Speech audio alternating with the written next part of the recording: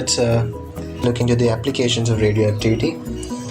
One is the radioactive therapy, which is used medically to destroy cancer cells. For example, cobalt 60 and radium 226 and cesium 137 are used to destroy cancer cells by emitting gamma radiation. And also gamma radiation from these can be used to sterilize surgical instruments. Number two, one of the main applications of radioactivity is carbon dating. Carbon dating is a method used to detect the age of fossils. It is associated with an isotope of a radioactive isotope of carbon. So the naturally existing carbon type is the 12 carbon isotope, but in this case a 14 carbon isotope is used. So the question is how it is present in the fossils and how we used to detect the age from them. So for the first question, we can say that when cosmic rays hit certain elementary particles in the atmosphere, like gas atoms, so they emit neutrons, which is of charge 0 and mass 1. And when these neutrons react with 14 nitrogen isotope, they form the 14 carbon radioactive isotope, which is unstable, and another proton. So due to this reaction in the atmospheric carbon dioxide, there can be a percentage of 14 carbon isotope in it. So when plants photosynthesize, they tend to fix the 14 carbon isotope as well in a minor percentage with majority of the 12 carbon isotope. In that case, when plants produce fixed 14 carbon isotopes, and as plants are primary producers, we also have the carbon produced by plants. So the carbon present in organisms are actually made from these plants. So they contain 14 carbon percentage their self inside their body. So that's the answer for the first question. When you take the second question, how to detect the age of a fossil from this 14 carbon isotope. So when you take the half-life of 14 carbon isotope, which is radioactive, it is around 5730 years. When we take the 14 carbon and 12 carbon ratio in a living individual, it is a constant, because the constant supply of the 14 carbon atoms which get constantly decayed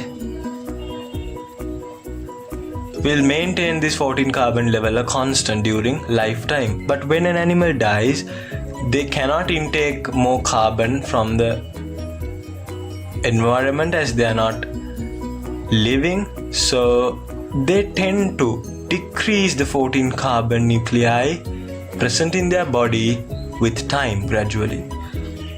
And by the way, their 12 carbon isotope will remain the same in number.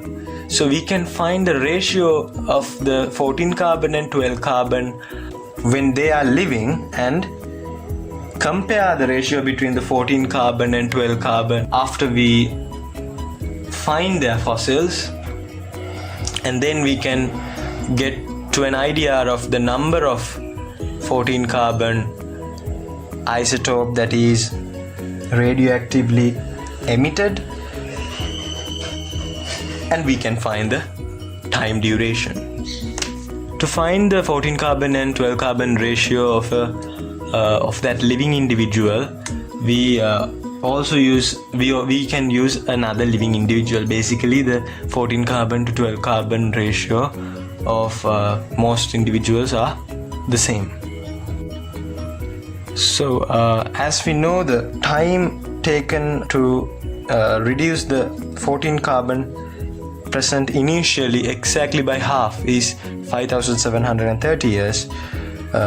We can find the time taken to reduce the 14 carbon number from the initially present amount to the now containing amount using the equations we know.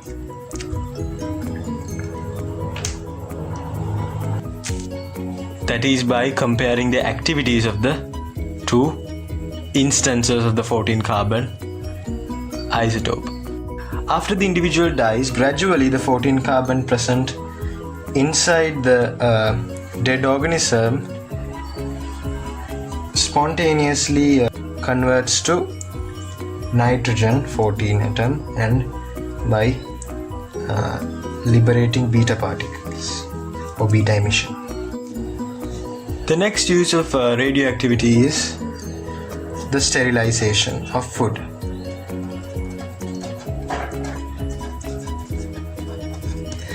Which of course gamma rays are used to destroy the bacteria and the other microorganisms from food such as milk, meat and etc.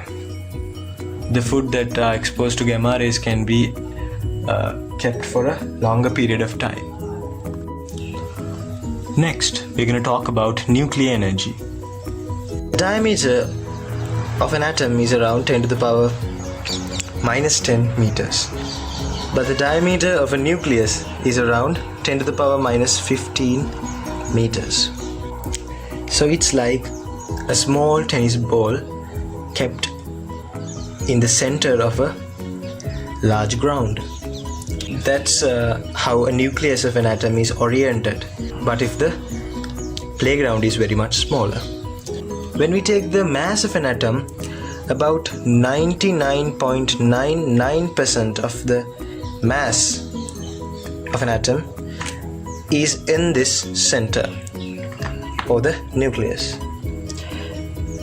So in the nucleus there are protons and neutrons and some other particles which are bonded by a very strong force called the nuclear force, which exceeds the Coulomb's repulsive forces, that is the forces created by charged particles. But the nuclear forces are the strongest type of forces of nature. These nuclear forces do not depend on the electric charge of the particles they act upon. It acts very strongly, but it is only powerful for a very short range. So it is called a short range force. The particles that are in the nucleus or the nucleons contain a very high energy. So it is a very high energy compared to the energy released by a chemical reaction. For example, if we consider combustion of a methane molecule, which will release an energy around 9 electron volts. But if we consider uranium-235 nucleus nuclear fission, it will give around 200 mega electron volts. So it is a huge energy compared to a chemical reaction. Next we'll talk about how to calculate the binding energy that we just talked about. So the mass of a stable nucleus is actually less than the addition of the masses of the content nucleons. So that means when the neutrons and the protons form a nucleus, a certain amount of mass has been lost. According to the equation Einstein proposed, E is equal to mc squared, where E is the binding energy, m is the mass loss, or the change in mass, and c is the speed of light, so a speed of a photon in vacuum. So by using this equation we can find the binding energy. The minimum energy that must be supplied to separate the nucleons in the nucleus is also equal to the binding energy of the nucleus.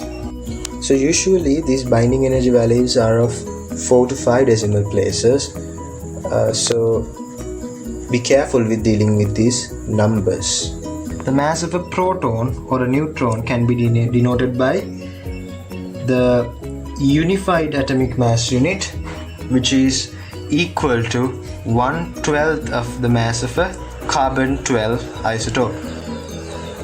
So most of this energy is calculated in electron volts. When we calculate the energy value of single unified atomic mass unit in electron volts by dividing it by the charge of an electron, which is equal to 1.6 into 10 to the power minus 19 coulombs, we can find the energy released when one unified atomic mass unit is removed.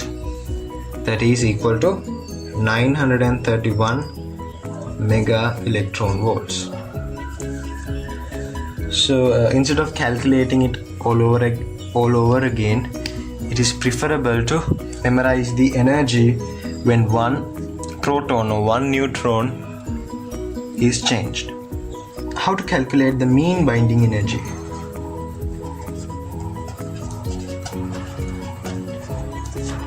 Of a nucleus. The mean binding energy equals to the binding energy, total binding energy, divided by the mass number, gives the mean binding energy. So we can predict the stability of a substance by getting a value for the mean binding energy. If the mean binding energy of a nuclei is high, that means it is having a very high stability. If the mean binding energy of a nuclei is less, it means that the stability of the nuclei is very low. So here is a graph that shows the variation of the mean binding energy in mega electron volts with the mass number in the x-axis. The mean binding energy has a peak value and then it gradually drops. So in these distinct peak values, we can observe the mass number 4, which is of helium, and the mass number 8 of beryllium, and 12 of carbon, and 16 of oxygen. All these elements are having a high stability in their molecule because of the high mean binding energy. Also about in the mass number of around 60, we can see the maximum binding energy of these elements around a peak value of 60, which says the stability of this element is very high compared to others. Next we will talk about nuclear reactions. When we take nuclear reactions, that is the reactions that takes place inside the nucleus of atomic particles.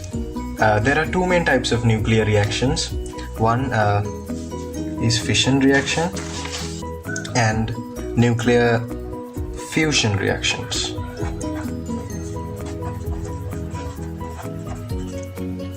So what are fission reactions?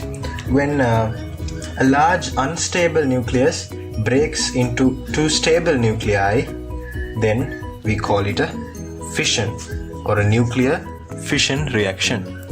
But when small unstable nuclei combine to form a heavier nucleus by one or several reactions, we call it fusion reactions.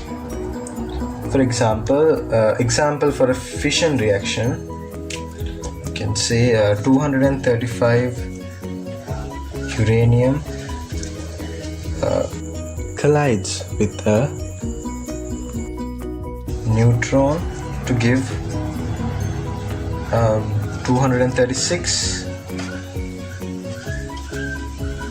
uranium. So this 236 uranium eventually breakups to barium 138 56 with krypton 95 36 and releasing 3 neutrons with energy. So this is an example for a fission reaction where large unstable nuclei breaks into 2 stable nuclei. I'll write an example of fusion reactions down here.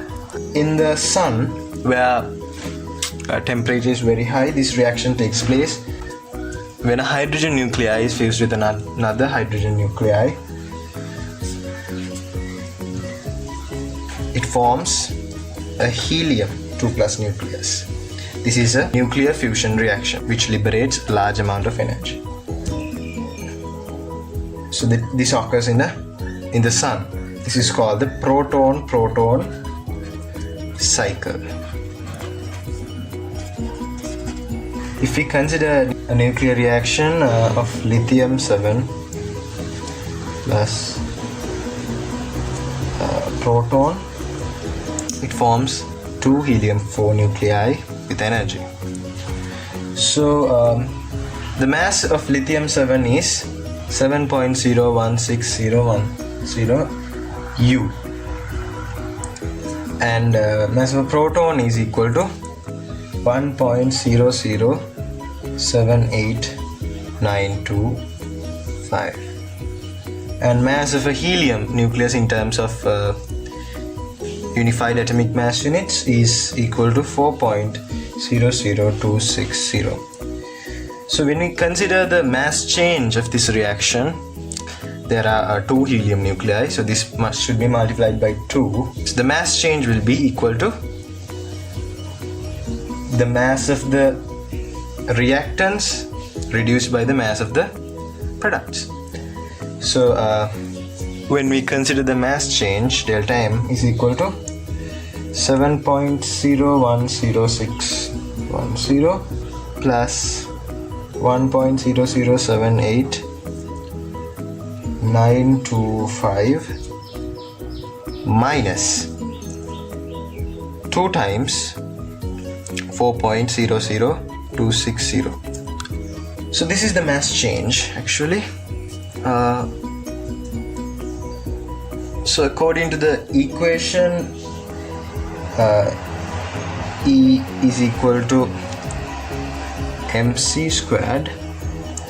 We have previously derived that by multiplying the mass change by 931, we can get this energy value in terms of mega electron volts. So I'm getting this mass change as 0.018725. So to get the energy value corresponding to this mass change in electron volts, I'm multiplying this by 0.018725 by 931, which gives me the answer in mega electron volts. So it will be 17.4 mega electron volts. Next, I'm going to talk about certain units that are associated with radiation. If the radiation absorbed by 1 kilogram of a substance is equal to 1 joule, then we say that the dosage of the radiation is 1 gray, which can be which is also dimensionally equal to 1 joules per kilogram.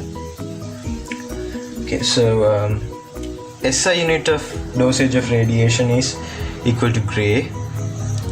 So, and this is also equal to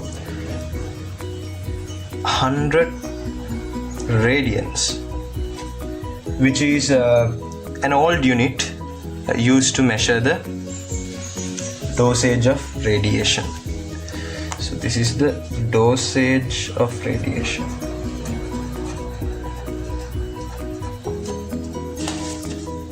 Okay, so here is its definition. The absorption of 1 joule of radiation energy per kilogram of the matter is called 1 gray. So when we take the harmfulness of radiation, we usually express it in gray. So it is said that when human are exposed to 20 to 500 gray, it can cause instant death, and if exposed to 3 to 8 gray, it is said that infertility may occur, and skin cancer may occur when exposed to 5 to 10 gray. Actually, another unit of measuring the dosage of harmfulness is sieverts, which is expressed as SV. So 1 sievert is equal to 1 gray. Sievert is also a practical unit of measuring the dosage of radiation absorbed. Lastly, we've come to quantum physics, which is a small part added to the new syllabus of A-level physics. So, what is quantum physics? Actually, it's the same physics, what we've known before, but in a different perspective. When we get the classical physics that we've known, which we learned in the past few lessons of our syllabus, and which is contributed immensely by scientists like Isaac Newton, can explain the things happening in the universe for a certain extent only. But when it is found that there are particles that are smaller than protons, neutrons and other subatomic particles, they start to search about their nature and properties and interactions, and ultimately found out that much more can be explained by. So in this part we are going to mainly focus about the nature of the particles that all matter are made up of, physics acting on a very tiny level beyond neutrons, electrons and protons, and also the forces which they interact and certain applications. And in quantum physics, we deal with the particle and wave duality, as it says that particles can sometimes behave as waves and waves can sometimes behave as particles. In 1964, a scientist called Merle-Gell-Mann discovered the particle called quarks. And also a particle type called leptons. Together with quarks are the real constituents of every type of matter in the universe.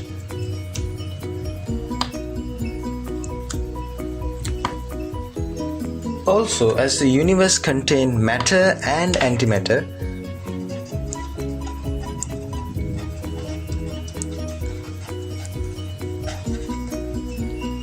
where matter and antimatter has the same mass, in fact antimatter has the opposite charge of the matter part. Similarly, quarks and leptons are having antiquarks and antileptons. So next we're going to talk about the types of quarks and types of leptons. First we'll start with the types of quarks. So there are 6 quarks. They're named as up, charm, top,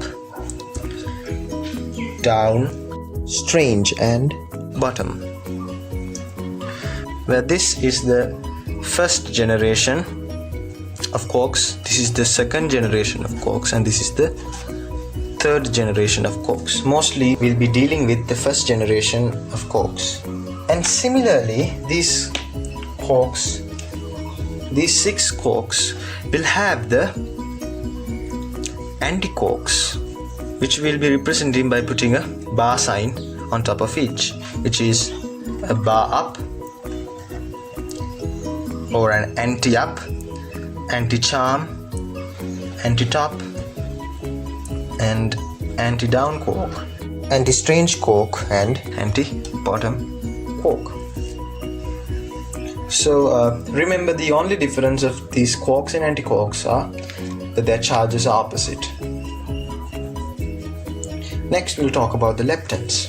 When we take leptons, there are mainly 6 leptons as well. We'll be talking about electron, muon, tau, and an electron neutrino, a muon neutrino, and a tau neutrino.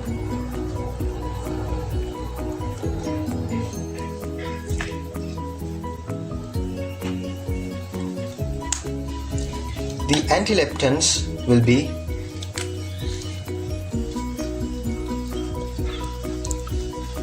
similar but in opposite charge. We'll be marking them as anti-electron, anti-muon, anti-tau,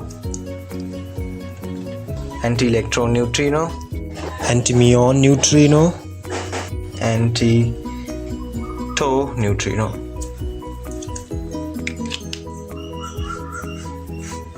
So, each and every matter in this universe is made up of these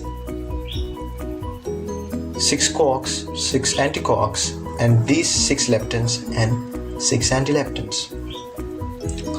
So let's further look on how they involve in forming matter. We're going to find how quarks involve in formation of matter first.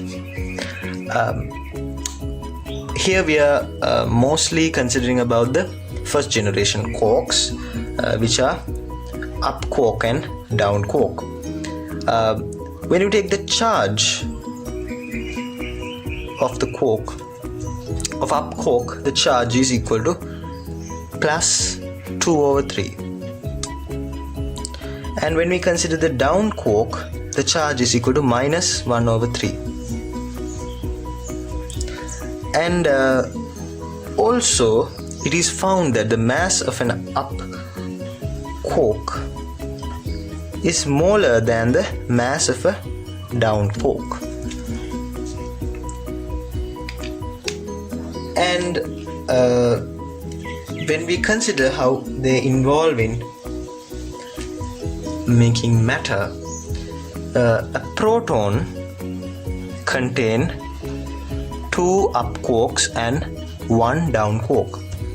So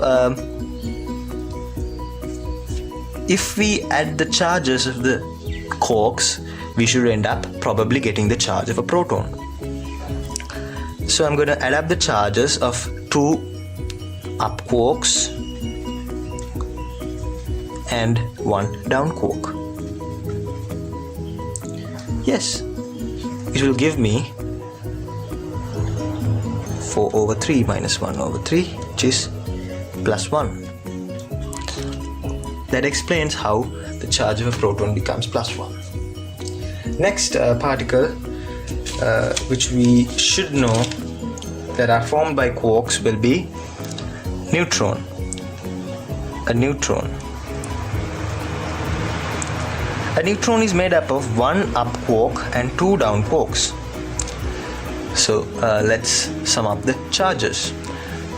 An up quark is equal to plus 2/3, and 2 down quarks will give minus 1/3 minus 1/3. So after summing this up, it will sum up to 0, which will explain why the charge of a neutron is 0. So when we consider other quarks, there are certain charges aligned for them, but these are the most common things that you should know. And when we take leptons, the things that you should know mainly in leptons will be the electrons and electron neutrino. When we consider the charges of electron and electron neutrino, the charge of an electron is -1, charge of electron neutrino is 0. And when we consider the mass of electron and an electron neutrino, slightly the mass of an electron is greater. Next we are going to talk about the fundamental forces in the universe. There are 4 fundamental forces which are the main types of forces in the universe. The gravitational force is a long distance force, where an attractive force between two masses that is kept apart. An electromagnetic force is the force created due to charged particles, which is also a long distance force. And weak nuclear forces are responsible partially for the radioactivity. When these forces are broken, radioactivity occurs, or radioactive decay. And strong nuclear forces, for example, the force between the protons and neutrons, which is a very strong force, and it is a short distance force. Next we're going to talk about the PET scan, or the positron emission tomography. These scans are heavily used in clinical oncology to detect cancers, and this medical imaging of tumors for its diagnosis of certain brain diseases. Chemical that is mostly used in PET scanners is fluorodeoxyglucose, which contain a radioactive fluorine nuclei. So for a normal hydroxyl group, it is substituted by a radioactive 18 fluoride group. The radioactive fluorine 18-9 nuclei converts to a normal oxygen nuclei and emitting a positron and a electron neutrino with energy. The radioactive fluorine nuclei, actually the proton inside the radioactive fluorine nuclei converts to a neutron, and a positron and an electron neutrino is produced. So if we write this in terms of quarks and leptons, we know only protons and neutrons are made up of quarks, others are made up of leptons. So when you get proton, the proton is made up of 3 quarks, up, up and down. And neutron is made up of 3 quarks, up, down and down. Positron and this electron neutrino are leptons which exist isolately or individually. They are fundamental particles, so we represent them the same manner. And electron neutrino, they doesn't have a charge. So if we balance the charges in the left hand side and the right hand side, we can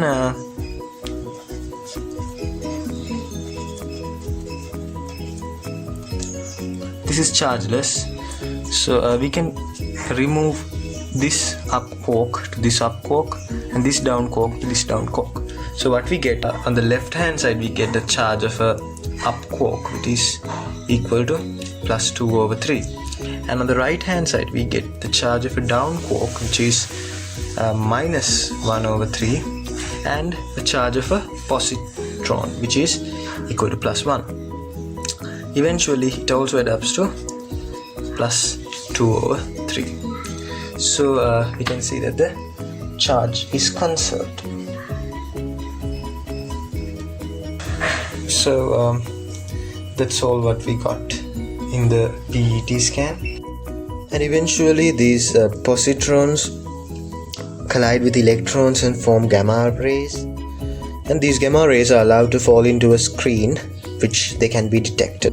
Usually the tissues which emit gamma rays appears brightly, and the ones which don't appears as black spots. This will be the end of Unit 11.